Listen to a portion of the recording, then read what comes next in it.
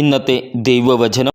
ഇന്നത്തെ സുവിശേഷ വായനയിൽ വിശ്വാസത്തിൻ്റെ ശക്തി, സമൂഹത്തിൻ്റെ പ്രാധാന്യം, ജീവിതങ്ങളെ രൂപാന്തരപ്പെടുത്താനുള്ള യേശുവിൻ്റെ അധികാരം എന്നിവയെക്കുറിച്ച് ചിന്തിക്കുവാൻ നാം പ്രചോദിതരും വെല്ലുവിളിക്കപ്പെട്ടവരുമാണ്.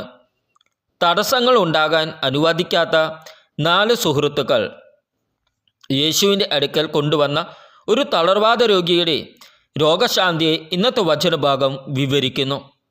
യേശു പഠിപ്പിക്കുന്ന വീട്ടിലേക്ക് ആർക്കും പ്രവേശിക്കാൻ കഴിയാത്തത്ര വലിയ ഒരു ജനക്കൂട്ടത്തോടെയാണ് രംഗം ആരംഭിക്കുന്നത്. തളർവാദ രോഗിയുടെ സുഹൃത്തുക്കൾക്ക് എളുപ്പത്തിൽ ഉപേക്ഷിക്കാൻ കഴിയുമായിരുന്നു. പക്ഷേ അവരുടെ ദൃഢനിശ്ചയവും വിശ്വാസവും അസാധാരണമായ നടപടികൾ സ്വീകരിക്കാൻ അവരെ പ്രേരിപ്പിച്ചു.